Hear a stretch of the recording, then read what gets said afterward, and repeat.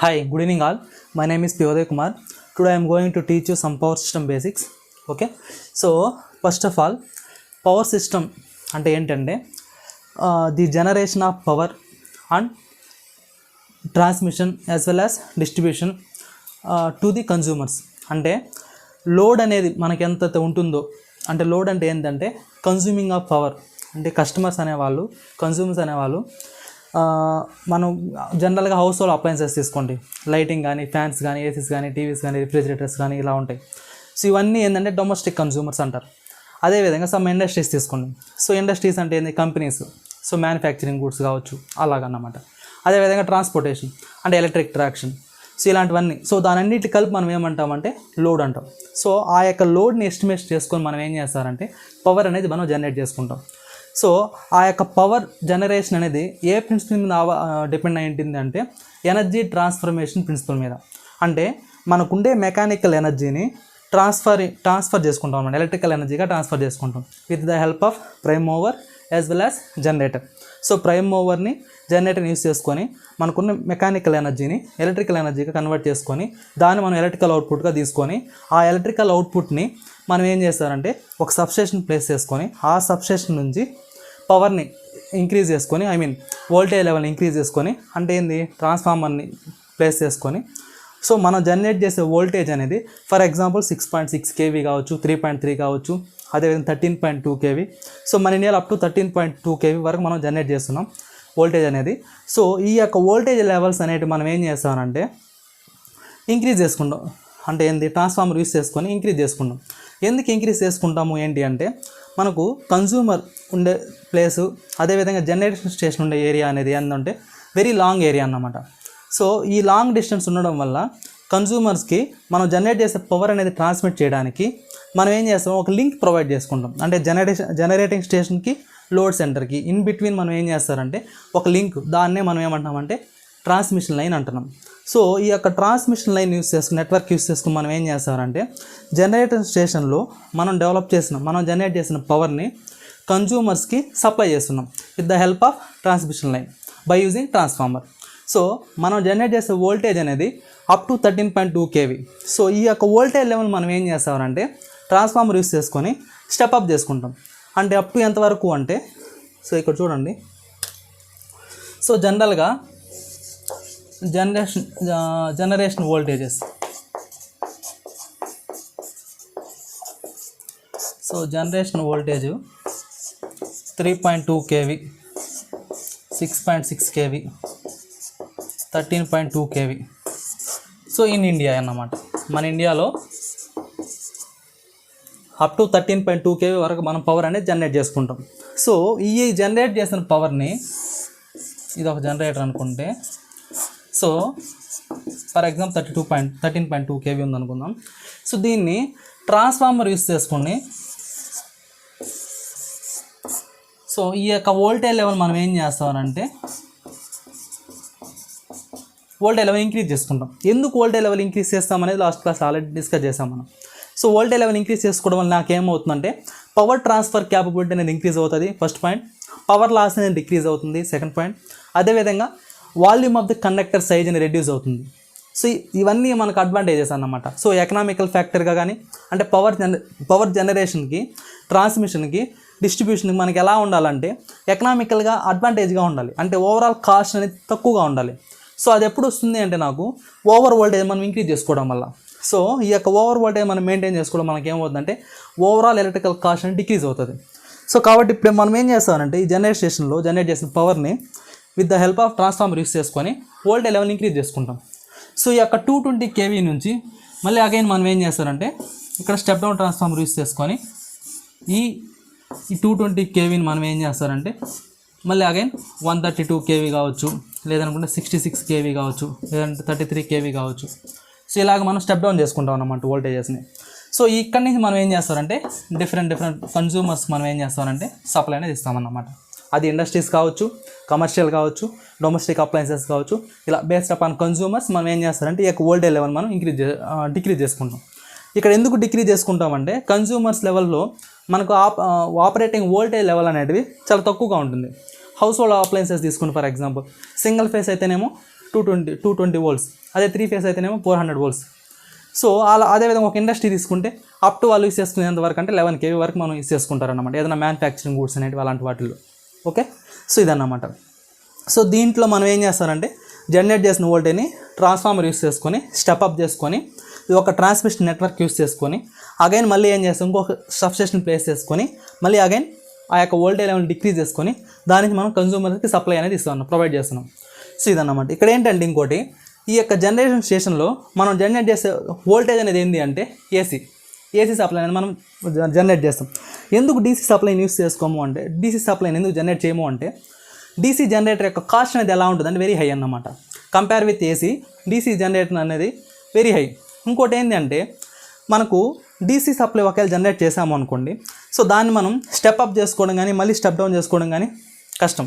ఎందుకంటే మనకు ఏసీలో అయితే ట్రాన్స్ఫార్మర్ అనేది అవైలబిలిటీలో ఉంది, బట్ ఇన్ కేస్ ఆఫ్ డీసీలో మనకు అలాంటి పాసిబిలిటీ లేదు. చూపర్ అనే డివైస్ ఉంది కానీ బట్ అంత ట్రాన్స్ఫార్మర్ అంత ఎఫిషియెంట్ కాదన్నమాట అది. సో దానికోసం మనం ఏం చేస్తారంటే అప్ టు 765 kV అంటే 765 kV వరకు మనం ఏం చేస్తారంటే హై వోల్టేజ్ ఏసీ నెట్వర్క్ అనేది మనం ప్రిఫర్ చేసుకుంటాం. మోర్ దెన్ 765 kV తర్వాత హై వోల్టేజ్ డైరెక్ట్ కరెంట్ అనేది మనం యూస్ చేసుకుంటాం.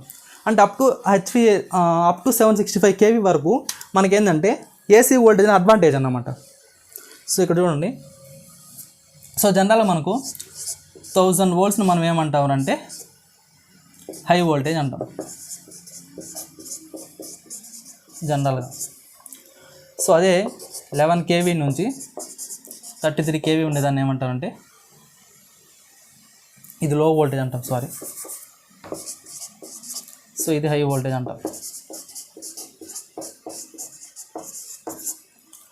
సో అదే 33 kV నుంచి 132 kV ఉంటేనేమో ఎక్స్ట్రా హై వోల్టేజ్ అంటారు. అదే 132 kV నుంచి 220 kV 440 kV దాకా ఉంటే దాన్ని ఏమంటారంటే మోడర్న్ ఈహెచ్వి లైన్స్ అంటారు, మోడర్న్ ఎక్స్ట్రా హై వోల్టేజెస్ అంటారు. అదే 765 kV యూస్ చేసుకుంటే అల్ట్రా హై వోల్టేజ్ అంటారు, అల్ట్రా హై వోల్టేజ్ అంటారు. సో మనకేంటంటే ఏసీ సప్లై అనేది అప్ టు 765 kV వరకు ఇది అడ్వాంటేజ్ అన్నమాట. అప్ టు 765 kV వరకు ఏసీ సప్లై అనేది more economical cost point of view. అదే డీసీ సప్లై అంటే ఏంటంటే ఇది డీసీ సప్లై అంటే ట్రాన్స్మిషన్ నెట్వర్క్, ఇది transmission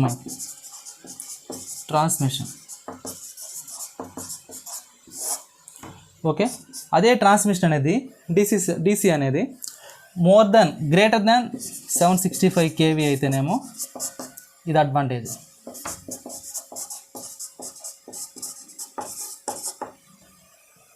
so up to 765 kV మనకి ఏది అడ్వాంటేజ్ అంటే HVAC high voltage alternative current advantage.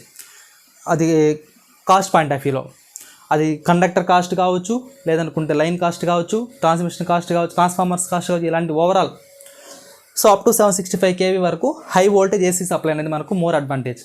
అదే అబవ్ 765 kV అయితేనేమో హై వోల్టేజ్ డీసీ సప్లై అనేది మనకు మోర్ అడ్వాంటేజ్ అన్నమాట. సో దానికే మనం ఏం చేస్తాం, హెచ్విడిసి లింక్స్ అనేవి యూస్ చేసుకుంటాం. మోనోపోలార్ అని, బైపోలార్ నెట్వర్క్స్ అని ఇలాంటి నెట్వర్క్స్ మనం ప్రిఫర్ చేసుకుంటాం అన్నమాట. ఓకే. సో నెక్స్ట్ ఏంటంటే మనకు జనరల్గా ఈ యొక్క జనరేట్ చేసే వోల్టేజ్ అనేది మనకేంటంటే 2 టైప్స్గా ఉంది.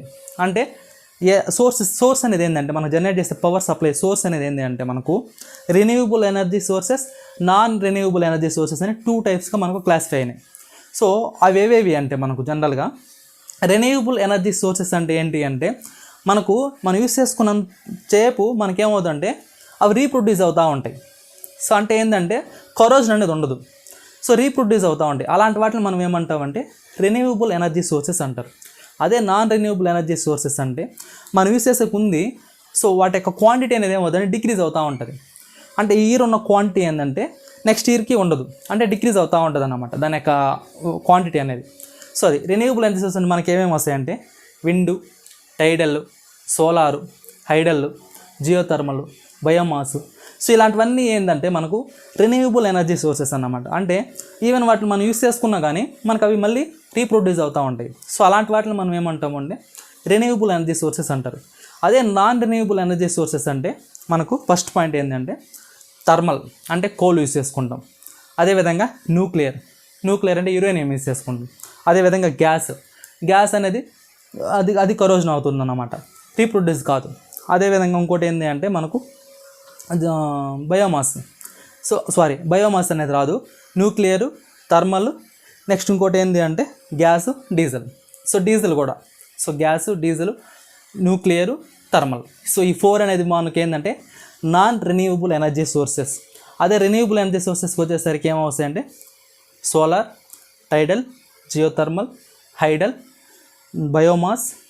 సో ఇలాంటివన్నీ వస్తాయి అన్నమాట. సో ఇవన్నీ హైడల్ కూడా వస్తుంది. సో ఇవన్నీ ఏంటంటే మనకు రెన్యూవబుల్ ఎనర్జీ సోర్సెస్ అన్నమాట. సో ఓకే, సో ఇక్కడ ఒక నోట్ చేస్తాను చూడండి, నేను ఇక్కడ ఒక side.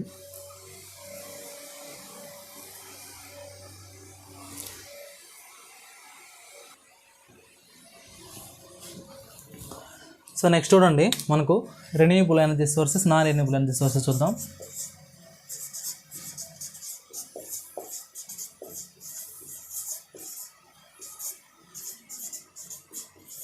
So first renewable energy sources అంటే మనకి ఏంటంటే solar, wind, geothermal, biomass, hydel. So ఇవన్నీ వస్తాయన్నమాట. Solar, wind, geothermal, biomass, hydel, biomass. Okay, non renewable energy sources చూడండి.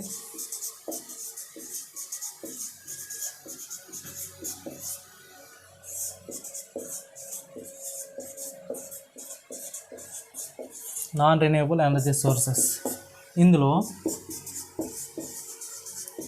Thermal, gas, diesel, nuclear. So ఇవన్నీ ఏంటంటే ఫాజిల్ ఫ్యూయల్స్ అన్నమాట ఇది. సో ఇది మాత్రం ఏంటి అంటే రేడియో యాక్టివ్ మెటీరియల్. ఇది రేడియో యాక్టివ్ మెటీరియల్ అన్నమాట. So okay, solar, wind, geothermal, biomass, hydel, టైడల్ కూడా. సో ఇవన్నీ. సో ఇక్కడ మనకేంటంటే 70% ఆఫ్ పవర్ జనరేషన్ మెయిన్గా మనకు దేనివల్ల వస్తుంది అంటే థర్మల్. అంటే మోస్ట్లీ మెజారిటీ ఆఫ్ పవర్ మనకు జనరేషన్ పాసిబుల్ అయ్యేది ఏంటి అంటే మెయిన్గా ఈ నాన్ రెన్యూవబుల్ ఎనర్జీ సోర్సెస్ నుంచే.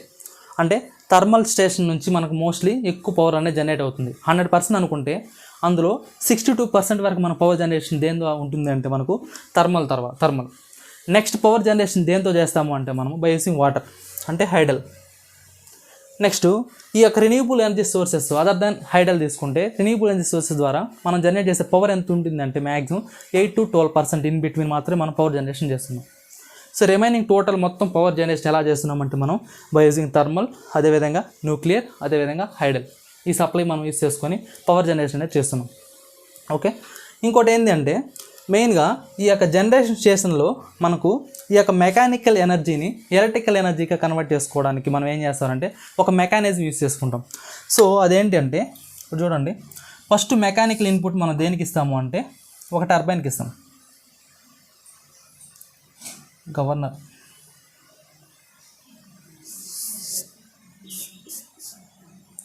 సో దీని యొక్క ఇన్పుట్ మనం దేనికి ఇస్తామంటే మళ్ళీ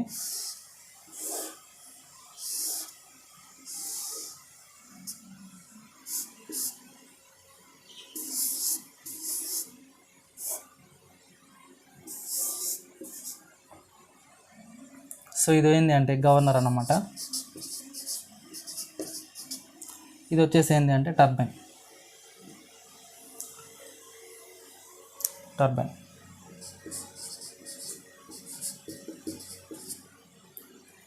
ఇది వచ్చేసి జనరేటర్. ఇక్కడ నాకు అవుట్పుట్ అనేది వస్తుంది, ఎలక్ట్రికల్ అవుట్పుట్. అంటే ఈ అటెన్ యాంగిల్ డెల్టా అనుకుందాం. సో ఇక్కడ ఏంటంటే నేను మెకానికల్ ఇన్పుట్ అనేది ఇస్తాను. ఇక్కడ ఏం చేస్తానంటే ఈ టర్బైన్ దగ్గర మనం ఏం చేస్తారంటే ఇక్కడ ఎగ్జైటేషన్ అనేది ఇస్తాం.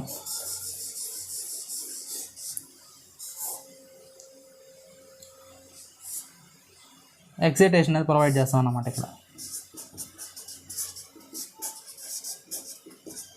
ఇది మెకానికల్ కప్లింగ్. ఇక్కడ మెకానికల్ ఇన్పుట్ ఇస్తాం, ఇది మెకానికల్ కప్లింగ్ అన్నమాట. ఓకే, స్టేటర్కి రోటర్ ఇన్బిట్ ఉంటుంది కదా అది. సో ఇదేమో టర్బైన్, ఇదేమో గవర్నర్. ఓకే, సో ఇక్కడ ఏంటంటే ఫస్ట్ ఇన్పుట్ ఇక్కడ మెకానికల్ ఎనర్జీ ఇస్తున్నాం. ఆ యొక్క మెకానికల్ ఇన్పుట్ ఇంక్రీజ్ చేసుకోవాలన్నా డిక్రీజ్ చేసుకోవాలన్నా మనం ఏం చేస్తారంటే ఈ యొక్క గవర్నర్ అనేది యూజ్ చేసుకుంటాం. ఈ గవర్నర్ అనేది టర్బైన్కి ప్రొవైడ్ చేసి దాని నుంచి మెకానికల్ ఇన్పుట్ని ఒక కాన్స్టెంట్ స్పీడ్గా కానీ దాన్ని బట్టి చేంజ్ చేసేదానికి మనం ఏం చేస్తామంటే దీన్ని యూజ్ చేసుకుంటాం. నెక్స్ట్ ఆ యొక్క మెకానికల్ ఇన్పుట్ని జనరేటర్కి ఇచ్చి జనరేటర్లో మనకి ఏం చేస్తారంటే stator rotor in between flux అనేది డెవలప్ అవ్వడానికి మనం ఏం చేస్తారంటే ఇక్కడ ఎగ్జైటేషన్ అనేది ప్రొవైడ్ చేసుకుంటాం. అంటే ఒక constant amount of flux entire cross సెక్షన్లో మనకి డెవలప్ అవ్వడానికి మనం ఏం చేస్తామంటే ఇక్కడ ఎగ్జైటేషన్ అనేది ప్రొవైడ్ చేసుకుంటాం. దానివల్ల నాకు ఎలక్ట్రికల్ అవుట్పుట్ అనేది డెవలప్ అవుతుంది అన్నమాట. ఇక్కడ ఏంటంటే ఈ యొక్క లోడ్ అంటే ఇది ఇన్పుట్, ఇది అవుట్పుట్. అంటే ఈ యొక్క మెకానికల్ ఇన్పుట్ ఎలక్ట్రికల్ అవుట్పుట్ని మీట్ అవ్వాలి అంటే సో అంటే ఇన్ బిట్వీన్ మనకేందంటే ఒక మెకానిజం అంటే మెకానికల్ ఇన్పుట్ నేను ఎంత ఇస్తానో ఎలక్ట్రికల్ అవుట్పుట్ అంత డెవలప్ అవ్వాలి. There is no acceleration or deacceleration in between stator and rotor. So అలాంటి టైంలో మనకి ఎలా ఉంటుందంటే కాన్స్టెంట్ అమౌంట్ ఆఫ్ ఫ్లక్స్ అనేది డెవలప్ అవుతుంది. సో దానివల్ల నాకు కాన్స్టెంట్ స్పీడ్తో మిషన్ అనేది రన్ అవుతుంది. సో అటువంటప్పుడు మనకేంటంటే మెకానికల్ ఇన్పుట్ ఎంత వస్తుందో ఎలక్ట్రికల్ అవుట్పుట్ అంతే వచ్చినప్పుడు యాక్సలరేషన్ కానీ డీయాక్సలరేషన్ కానీ ఎలాంటివి లేనప్పుడు మనకేమవుతుందంటే ఆ యొక్క మిషన్ అనేది కాన్స్టెంట్ స్పీడ్తో రన్ అవుతుంది. సో అటువంటప్పుడు మనం ప్రిఫర్ చేసే మిషన్ ఏంటి అంటే సింక్రోనస్ జనరేటర్. సో ఎప్పుడైతే when the mechanical input to meet the load demand that is electrical output without no acceleration or deacceleration then the machine should operate at constant speed. We prefer synchronous generator. Okay, synchronous generator ఎప్పుడు use చేస్తాము అంటే మనము synchronous generator ఎప్పుడు అంటే constant speed ఉన్నప్పుడు. అంటే constant speed ఉన్నప్పుడు అంటే ఏంటంటే మీనింగ్ ఏంటంటే మనము ఒక జనరేటర్కి మెకానికల్ ఇన్పుట్ అనేది ఇచ్చినప్పుడు ఎలక్ట్రికల్ అవుట్పుట్ అనేది డెవలప్ అవుతుంది జనరల్గా. ఆ యొక్క మెకానికల్ ఇన్పుట్ అనేది లోడ్ని బేస్ చేసుకుని నాకు ఎలక్ట్రికల్ అవుట్పుట్ అనేది ఉంటుంది. సో ఆ యొక్క అంటే లోడ్ని బేస్ చేసుకుని మెకానికల్ ఇన్పుట్ అనేది ఉంటుంది కదా, ఈ రెండు సింక్ అవ్వాలి. There is no acceleration or deacceleration. So ఇలా ఉన్నప్పుడు మనకి ఏమవుతుందంటే మిషన్ అనేది కాన్స్టెంట్ స్పీడ్తో రన్ అవుతుంది. సో అటువంటప్పుడు అంటే అలాంటి కండిషన్స్లో మనం ఏం ప్రిఫర్ చేస్తాము అంటే సింక్రోనస్ జనరేటర్ అనేది ప్రిఫర్ చేసుకుంటాం. అంటే మెకానికల్ ఇన్పుట్ని బేస్ చేసుకుని ఎలక్ట్రికల్ అవుట్పుట్ రావడం అంటే కాన్స్టెంట్గా ఉండడం. సో అది నెక్స్ట్ అలా కాకుండా ఇప్పుడు నాకేంటంటే మెకానికల్ ఇన్పుట్ అంటే ఏంటంటే వేరియబుల్ క్వాంటిటీ ఉంటుంది. మెకానికల్ ఇన్పుట్ అనేది కాన్స్టెంట్గా ఉండదు, అది చేంజ్ అవుతూ ఉంటుంది అన్నమాట. దానివల్ల నాకేమవుతుంది అంటే ఎలక్ట్రికల్ అవుట్పుట్ అనేది నాకు చేంజ్ అవుతుంది. అంటే దాని యొక్క రిజల్టెంట్ అవుట్పుట్ చేంజ్ అవుతుంది. సో అటువంటిప్పుడు నాకేమవుతుందంటే యాక్సలరేషన్ కానీ డీయాక్సలరేషన్ కానీ ఎగ్జిస్ట్ అవుతుంది. సో అటువంటి టైంలో నాకు స్పీడ్ కూడా ఏమవుతుందంటే వేరీ అవుతూ ఉంటుంది, ఫ్లక్చువేట్ అవుతూ ఉంటుంది. అంటే కాన్స్టెంట్ స్పీడ్ అనేది మెయింటైన్ చేయదు. సో ఆ కేసెస్లో మనం ఏం చేస్తారంటే ఇండక్షన్ జనరేటర్ అనేది ప్రిఫర్ చేసుకుంటాం. సో ఇండక్షన్ జనరేటర్ ఎప్పుడు ప్రిఫర్ చేస్తాము అంటే when ever the speed is variable quantity. Speed variable. So variable speed ఉన్నప్పుడు ఇండక్షన్ జనరేటర్ ప్రిఫర్ చేసుకుంటాం. కాన్స్టెంట్ స్పీడ్ ఉన్నప్పుడు సింక్రోనస్ జనరేటర్ అనేది ప్రిఫర్ చేసుకుంటాం. ఓకే, సో వీటి యొక్క కెపాసిటీ ఎలా ఉంటుందంటే మనకు 500 to 1000 MVA ఆ కెపాసిటీలో ఉంటుంది అన్నమాట. అదే జనరేట్ చేసే వోల్టేజ్ ఎలా ఉంటుందంటే అప్ టు 13.2 kV వరకు మన ఇండియాలో మనం వోల్టేజ్ అనేది డెవలప్ చేసుకుంటాం. అదే అదర్ కంట్రీస్కి వచ్చేసరికి అప్ టు 22 kV వరకు మనం ఏం చేస్తారంటే వోల్టేజ్ లెవెల్ని జనరేట్ చేసుకుంటాం అన్నమాట అదర్ కంట్రీస్లో. సో మన కంట్రీలో మాత్రం మనం ఏం చేస్తారంటే ఫ్రీక్వెన్సీ అనేది 50 Hz మెయింటైన్ చేసుకుంటాం. ఆపరేటింగ్ వోల్టేజ్ అనేది అప్ టు మనకు మ్యాక్సిమం ఉన్నంత వరకు 13.2 kV వరకు మనం జనరేట్ చేసుకుంటాం. ఓకే, సో అదనమాట. అదర్ కంట్రీస్లో అయితేనేమో ఫర్ ఎగ్జాంపుల్ ఒక అమెరికా తీసుకున్నాం అనుకోండి, అక్కడ జనరేట్ చేసే వోల్టేజ్ అనేది 22 kV వరకు ఉంటుంది. ఫ్రీక్వెన్సీ అనేది 60 Hz ఉంటుంది అన్నమాట. అదే మన ఇండియా అయితేనేమో 50 Hz ఫ్రీక్వెన్సీ, సో ప్రజెంట్ మనకు పవర్ జనరేషన్లో జనరేట్ చేసే వోల్టేజ్ ఎంత ఉంటుందంటే మనకు 13.2 kV. మేబీ ఫ్యూచర్లో ఇంకా ఫర్దర్ ఇంక్రీజ్ అవ్వచ్చు అన్నమాట. ఓకే, సో నెక్స్ట్ చూడండి ఇప్పుడు దీని కంటిన్యూషను.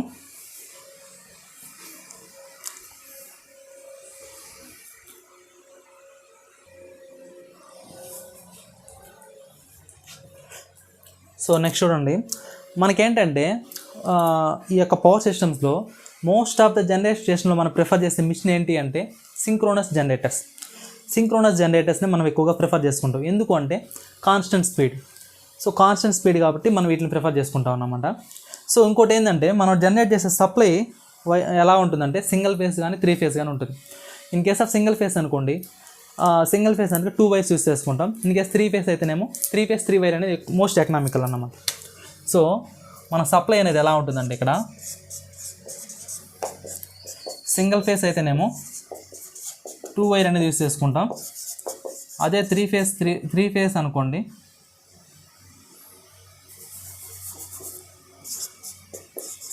3 వైర్ అనేది ప్రిఫర్ చేసుకుంటాం జనరేషన్ పాయింట్ ఆఫ్ వ్యూలో. అదే in case of distribution side అనుకోండి, 3 ఫేస్ 4 వైర్ అనేది ప్రిఫర్ చేసుకుంటాం డిస్ట్రిబ్యూషన్ సైడ్. ఇది జనరేషన్ ట్రాన్స్మిషన్.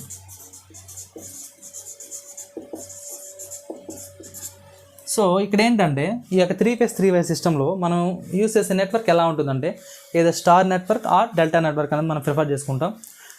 ఆ యొక్క కండిషన్స్ని బేస్ చేసుకుని మనం ఏం చేస్తారంటే పవర్ అనేది ట్రాన్స్ఫర్ చేస్తాం. సో జనరల్గా స్టార్ కనెక్షన్ అయితేనేమో line voltage equal to √3 times of phase voltage ఉంటుంది. అదే line current equal to phase current star నెట్వర్క్లో అయితే. అది in case of delta connection అనుకోండి, డెల్టా కనెక్షన్ అయితేనేమో IL equal to √3 times of I phase. అదేనేమో line voltage equal to phase voltage delta connection అయితే. ఇదేమో స్టార్ కనెక్షన్. సో ఈ యొక్క 2 టైప్స్ ఆఫ్ కనెక్షన్స్ మనం యూస్ చేసుకుని మనం ఏం చేస్తామంటే పవర్ అనేది ట్రాన్స్ఫర్ చేసుకుంటాం. ఇంకోటి ఏంటంటే ఈ యొక్క 3 ఫేస్ సిస్టంలో ఈ యొక్క పవర్ ట్రాన్స్ఫర్ చేస్తాం కదా, ఈ 3 ఫేస్ దాంట్లో 3 ఐడెంటికల్ సింగిల్ ఫేస్ వాటిని మనం యూస్ చేసుకుంటాం అన్నమాట. ఎందుకు అంటే అనాలసిస్ పర్పస్ కోసం. అంటే ఐడెంటికల్గా తీసుకోవడం వల్ల ఈవెన్ సింగిల్ ఏదన్నా ఒక ఫేస్లో ఈవెన్ ఏదన్నా ఫాల్ట్ అనేది ఎగ్జిస్ట్ అయితే మనకి ఏంటంటే identification easy, analysis easy. So దీనంతా ఈ టోటల్ 3 ఫేస్ నెట్వర్క్ మనం ఏం చేస్తారంటే సింగిల్ లైన్ డయాగ్రామ్గా మనం ఇండికేట్ చేసుకుంటాం. సో అనాలిసిస్ పర్పస్ కోసం, అంటే ఏదైనా ఫాల్ట్ క్యాలిక్యులేషన్స్ కానీ అలాంటి వాటికి, ఏదైనా స్విచ్చింగ్ ప్రొటెక్షన్ పర్పస్ కోసం కానీ, సో ఇలాంటి వాటన్నిటికీ మనం ఏం చేస్తారంటే టు సింప్లిసిటీ పర్పస్ కోసం ఐడెంటికల్ నెట్వర్క్ అనేది ఐడెంటికల్ ఎలిమెంట్స్ అనేవి యూస్ చేసుకొని దాన్ని ఓవరాల్గా సింగిల్ లైన్ నెట్వర్క్ మనం చేంజ్ చేసుకుంటాం. సో దానివల్ల నాకు ఐడెంటిఫికేషన్ ఈజీగా ఉంటుంది. ఈవెన్ ఫాల్ట్ అనాలిసిస్లో మనకి ఈజీగా ఉంటుంది అన్నమాట, పవర్ సిస్టమ్ అనాలిసిస్లో కానీ అలాంటి వాటికి. సో కాబట్టి మనం ఏం చేస్తారంటే ఎంటైర్ ఎలక్ట్రికల్ పవర్ సిస్టమ్ని సింగిల్ లైన్ డయాగ్రామ్గా మనం ఇండికేట్ చేసుకుంటాం. ఓకే, అసలు కాకపోతే అందులో మనం యూస్ చేసేది ఏంటంటే 3 ఫేస్ నెట్వర్క్స్ అనేవి ఉంటాయి. But analysis purpose single line డయాగ్రామ్గా మనం యూస్ చేసుకుంటాం. సో ఇంకోటి ఏంటంటే ఇక్కడ, సో ఇంతకుముందే చెప్పాను నేను, సో ఈ యొక్క జనరేటర్కి ఇక్కడ మనం ఏం చేస్తామంటే మెకానికల్ ఇన్పుట్ ఇచ్చాం. ఇక్కడ వచ్చేసి ఎక్సైటేషన్ అనేది ప్రొవైడ్ చేసుకుంటాం, DC ఎక్సైటేషన్. ఇది వచ్చేసి ఏంటంటే ఎక్సైటేషన్. ఇక్కడ వచ్చేసి ఏంటంటే ఎలక్ట్రికల్ అవుట్పుట్, ఈ అటర్న్ యాంగిల్ డెల్టా. సో ఇది వచ్చేసి మెకానికల్ ఇన్పుట్. సో ఇక్కడ ఏంటంటే, సో ఫస్ట్ మనం ఏం చేస్తాం, మెకానికల్ ఇన్పుట్ అనేది ఇస్తాం. ఈ యొక్క మెకానికల్ ఇన్పుట్ వల్ల నాకేమవుతుంది అంటే ఇన్నర్గా స్టేటర్కి రోటర్కి ఇన్ బిట్వీన్ నాకేమవుతుందంటే లోడ్ యాంగిల్ అనేది డెవలప్ అవుతుంది. I mean in between. So ఎప్పుడైతే నేను మెకానికల్ ఇన్పుట్ అనేది సప్లై ఇస్తానో, సో అప్పుడు ఆటోమేటిక్గా నాకు స్టేటర్కి రోటర్కి ఇన్ బిట్వీన్ నాకేమవుతుందంటే ఫ్లక్స్ డెవలప్ అవడానికి ఈ యొక్క ఎగ్జైటేషన్ యూజ్ అవుతుంది, అదొకటి. ఇంకోటి, ఈ యొక్క మెకానికల్ ఎనర్జీ అనేది ఫస్ట్ లోడ్ యాంగిల్ కన్వర్ట్ అవుతుంది. ఆ లోడ్ యాంగిల్ బేస్ చేసుకుని నాకేమవుతుందంటే ఎలక్ట్రికల్ అవుట్పుట్ అనేది ఫ్లో అవుతుంది అన్నమాట. సో ఇక్కడ మెయిన్గా లోడ్ యాంగిల్ డెవలప్ అవడానికి మెయిన్ రీజన్ ఏంటి అంటే ఈ యొక్క మెకానికల్ ఇన్పుట్. సో కాబట్టి ఈ యొక్క ఎలక్ట్రికల్ అవుట్పుట్ అనేది మెయిన్గా దేని మీద డిపెండ్ అవుతుంది అంటే మనకు లోడ్ యాంగిల్ మీద డిపెండ్ అయి ఉంటుంది. So the power transfer capability mainly depends upon load angle.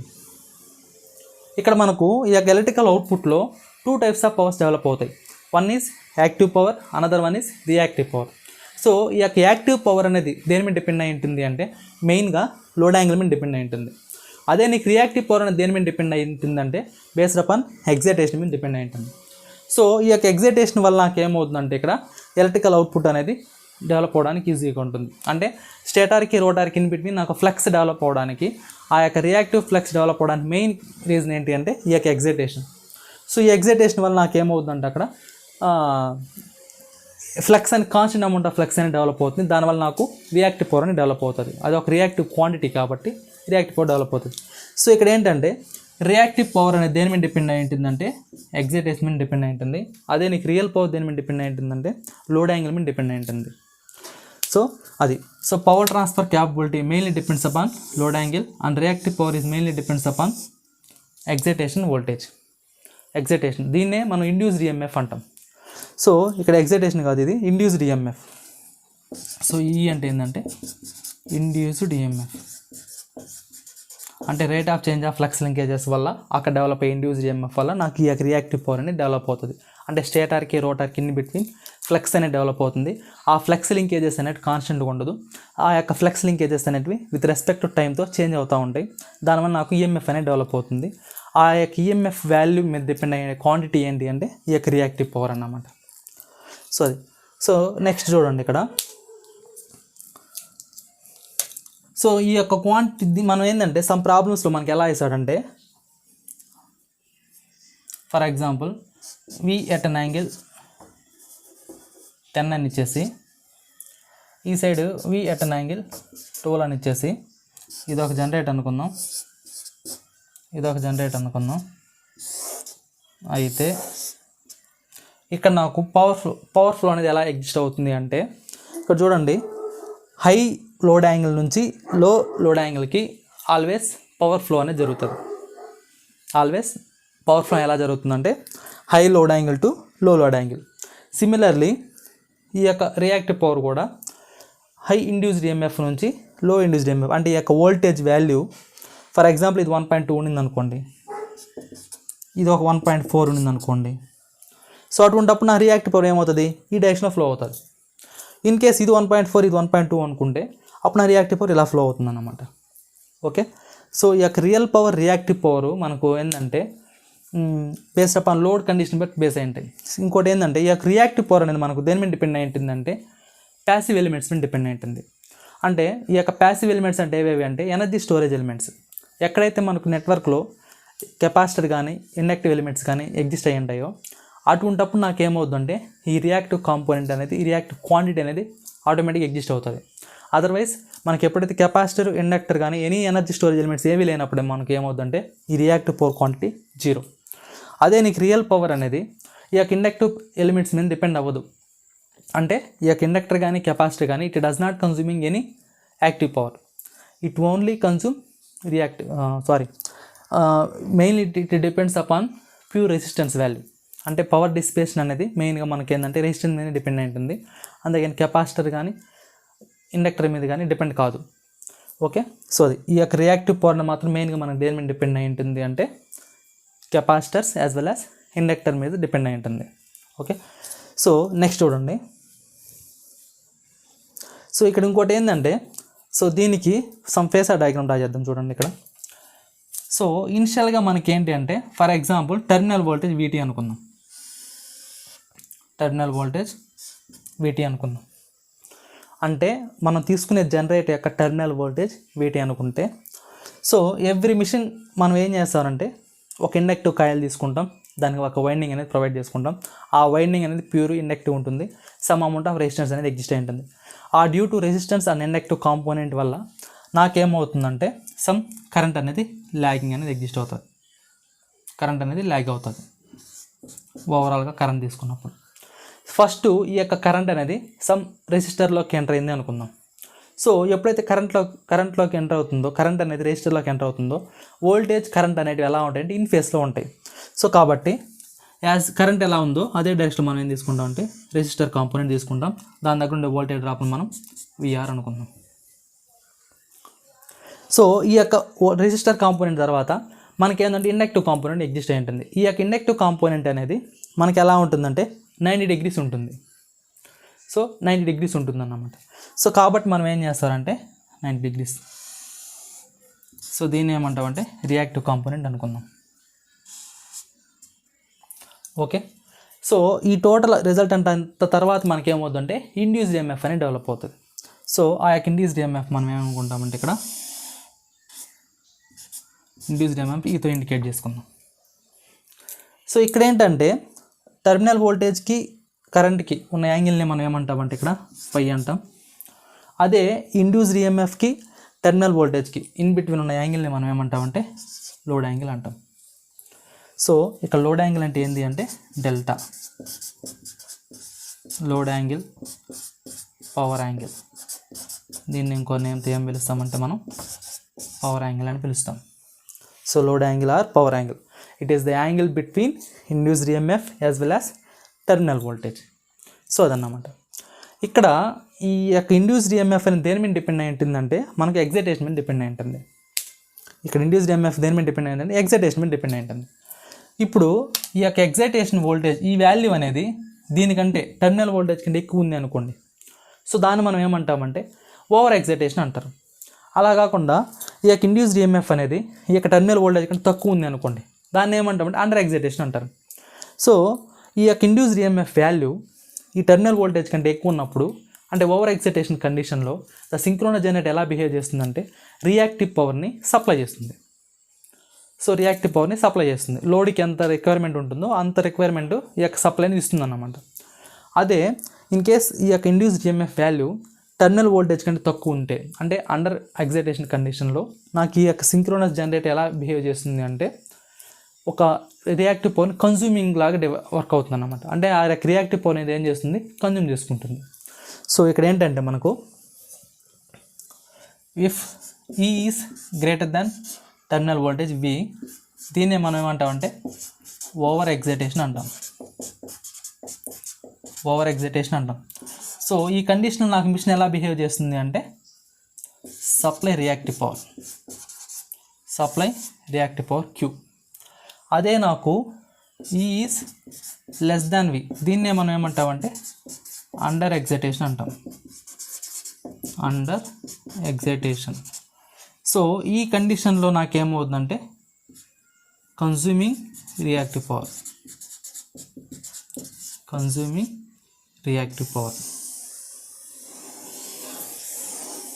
ఇదన్నమాట.